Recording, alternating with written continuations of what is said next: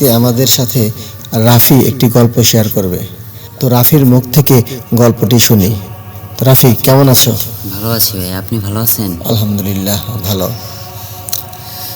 আসসালামু আলাইকুম সুপ্রিয় ভিউয়ার্স, আশা করি সকলেই ভালো আছেন। আপনারা সকলেই ভালো থাকেন এই আশায় আমি আমার গল্পটি শুরু করছি।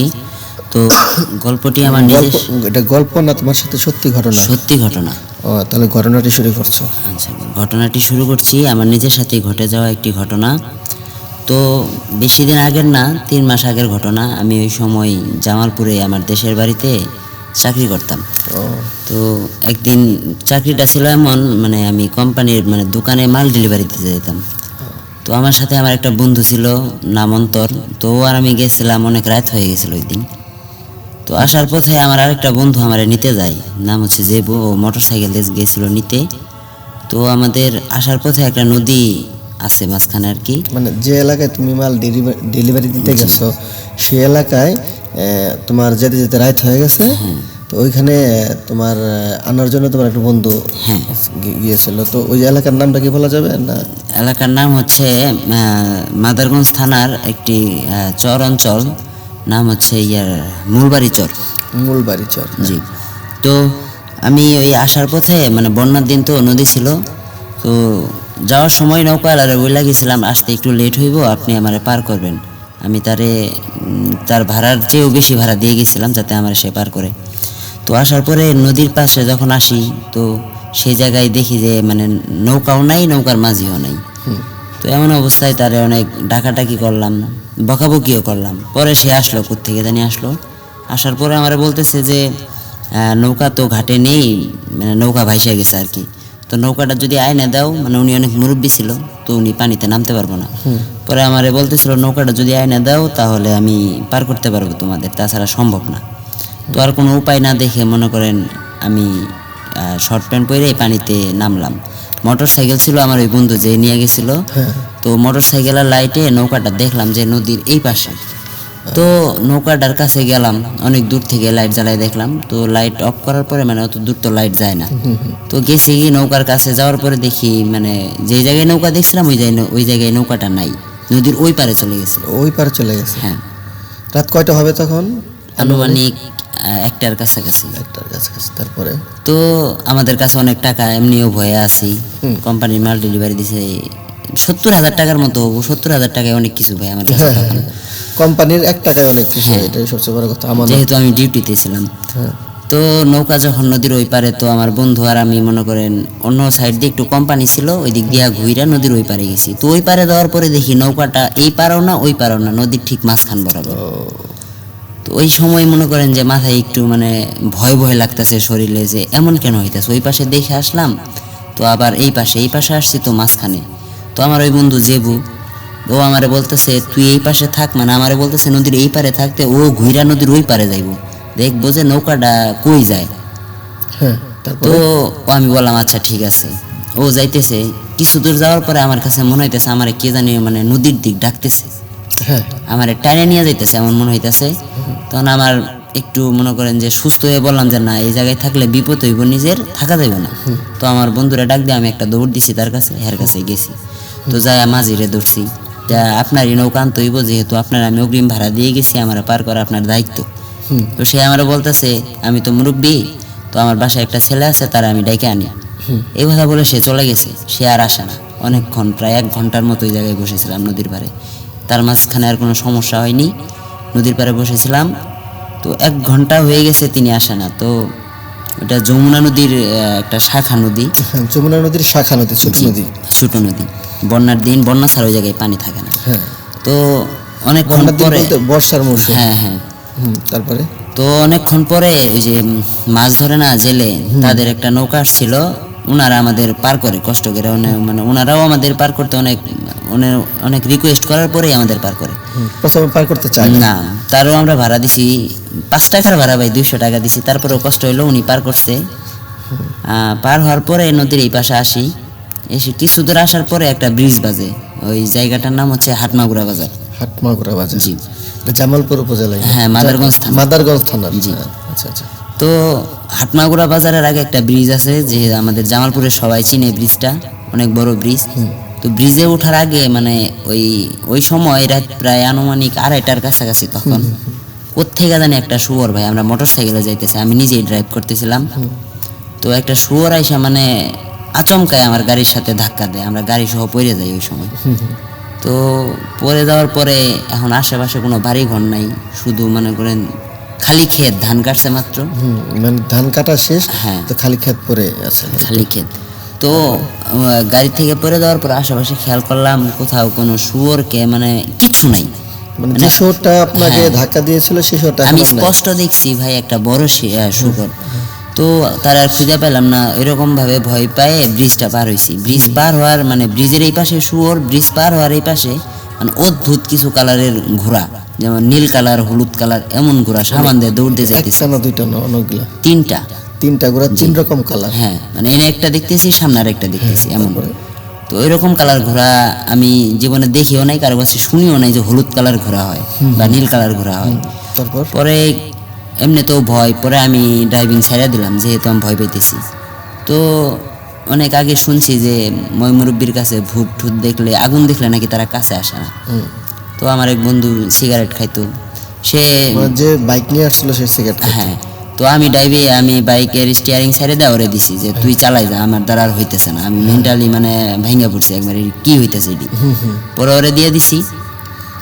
ওরে দেওয়ার পরে হয়েছে কি মানে আমিও বিড়িয়ে সিগারেট খাইতেছি পিছনে বসে। আপনিও খাচ্ছেন? হ্যাঁ, যেহেতু ময়মুরব্বির কাছে শুনছি যে সে আগুন দেখলে ভূত আসে না, এরকম কিছু। তো আমি মাঝখানে বসছি, আমার পিছনে অন্তর, সামনে জেবু গাড়ি চালাইতেছে। ব্রিজ পার হয়ে কিছু দূর যাওয়ার পর আরেকটা ছোট ব্রিজ, যেটা গ্রামের ভাষায় কালপাট বলে। তো কালপাটের ওই জায়গায় যাওয়ার পরে মানে আমার ফোনে রিং হইতেছে, মনে হয় ফোন আসছে এমন কিছু। তো ফোনটা রিসিভ করার জন্য একটু উঠা দাঁড়াইছি, রানিং গাড়ি থেকে উঠা দাঁড়াইছি। আমার কাছে মনে হইলো যে আমি উঠা দাঁড়ান, আর কে জানি আমার মাথায় কিছু একটা আঘাত করলো, বাড়ি মারলো। এরপরে ভাই আমার আর কিছু মনে নাই। তো আপনি সেন্সলেস? হ্যাঁ, সেন্সলেস। আমি কিন্তু গাড়িতেই ছিলাম। ওরা আমারে বলছিল যে ওই দাঁড়ানোর পরে আমি মানে কোনো কথা বলি নাই, ওদের মুখে শোনা এটা।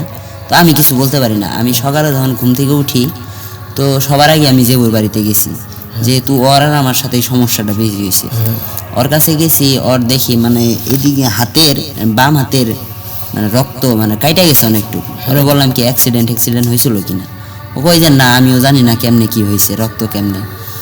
তো অন্তরের বাসায় গেছি। ওর বাসায় যাওয়ার পরে দেখি যে অন্তর বাড়িতেই আসে নাই, রাত্রে বাড়িতেই আসে নাই। তো ওরে অনেক খোঁজাখুঁজি করলাম, আমরা অনেক মানে টেনশনে আছি, ও গেল কই। তখন সকাল 8টা-9টার মতো হইব। তো বন্ধু যেহেতু খুঁজতে গেছি, যে ও আর আমি খুঁজতেছি, ও অসুস্থ আমিও অসুস্থ, দুইজনে মিলেই খুঁজতেছি। আমাদের ওই জায়গায় ইউনিয়ন পরিষদ আছে, 4 নং বালিজুর ইউনিয়ন পরিষদ ভবন, অনেক পুরাতন। ওর পিছনে দেখি ও পড়ে আছে অন্তর, ওর বাড়ির কাছেই, বেশি দূরেও না, বাড়ির কাছেই পড়ে আছে। তারপর সর্বোচ্চ বেশি হলে 1 কিলোমিটার দূরে হবো। তো ওই জায়গায় ওরা পাইলাম। ও বলতেছে যে ওরা নাকি জেবু ইউনিয়ন পরিষদের ওই জায়গায় নামাই দিছে, নামাই দেওয়ার পরে জেবু গাড়ি নিয়ে চলে গেছে। তো অন্তর ওর থেকে নাইমা হাইটে হাইটে যাইতেছিল ওই যে সুন্দর একটা মেয়ে, খুব সুন্দর পরীর মতো। তো নাকি ওরা ডাইকা নিয়ে পরিষদের পিছনে গেছে। তো ওই জায়গায় গেছে, যাওয়ার পরে ওরা অনেক মারছে অন্তরে, এইসব বলতেছে। বলার পরে আরো বলছে যে তোরা ওই যে মানে নৌকাওয়ালার কণ্ঠে বলতেছে, ওই যে মাঝি, প্রথম যে মাঝির কথা বললাম, তো সেই মাঝির কণ্ঠে বলতেছে যে তোরা কাজটা ঠিক করিস না, এত রাইতে আমার ডিস্টার্ব করছস, তোদের কি কোনো জ্ঞান নাই, তোরা ডিউটি করস, চাকরি করস, ঠিক আছে, আমিও তো তোদের ডিস্টার্ব করতে চাই নাই, তোরা আমার ডিস্টার্ব করছস, তোরা ওই জায়গায় দাঁড়ায় অনেক বকাবকি করছস আমারে। তো অন্তর বলছে যাও, আমার ভুল হয়ে গেছিলো, আমি বুঝি নাই যে ওই জায়গায় এমন কিছু আছে, আমি তো নৌকাওয়ালারে বোকা দিছিলাম। আমি নৌকাওয়ালার বাড়িতেই থাকি, সে আমার ওই জায়গায় পালে মানে লালন পালন করে। তো অন্তর ওর কাছে অনেক মাপ চাইছে, লাস্ট পর্যন্ত ওরা মাইরেই ফেলাবে এমন কিছু বলছিল। তো কোনো এক কারণ হয়তো অন্তর বাইসা গেছে, আল্লাহর রহমতে। হ্যাঁ, আল্লাহর রহমতে বাইসা গেছে। তো পরে আমরা অন্তরের বাসায় নিয়ে গেলাম। আমি বাড়ি যাওয়ার পরে যেহেতু আমার সাথে এত কিছু ঘটে গেছে, বাড়িতে তো বলতেই হবো। আমার আব্বু নাই, বলে রাখা ভালো। আমার আম্মুরে বলছি সব কিছুই, বলার পরে আমার এক কবিরাজের কাছে নিয়ে গেল।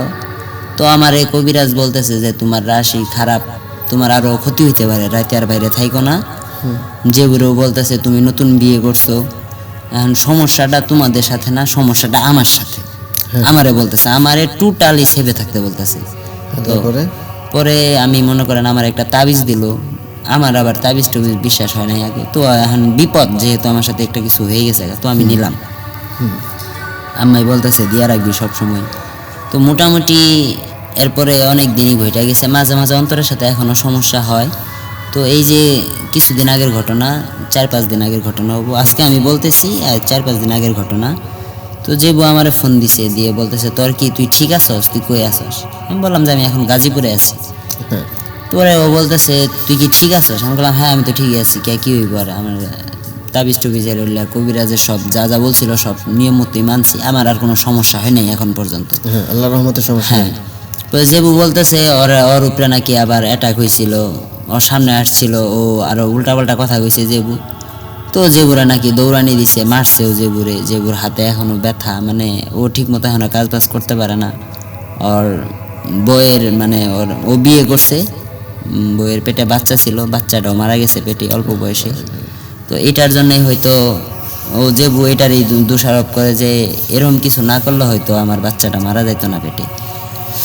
তো প্রথমত মনে করেন যে এইভাবেই চলতেছে, এখনো আমার সাথে কোনো সমস্যা নেই। তবে একদিন একটু সমস্যা হয়েছিল, আমার নানু বাড়িতে গেছি, ওই সব ঘটনা ঘটার পরে 4-5 দিন পরে নানু বাড়িতে গেছি। নানু বাড়িতে আপনার নানু বাড়ি কোথায়? জাঙ্গালিয়া, নাদারগঞ্জ থানা, জাঙ্গালিয়া গ্রাম, ও মানে পাশাপাশি। 15 টাকার ভাড়া লাগে। তো যাওয়ার পরে হয়েছে কি, মানে একটা রুমে শুইছি, আমার নানুর বাসার আবার মনে করেন বেডরুমের সাথেই বাথরুম।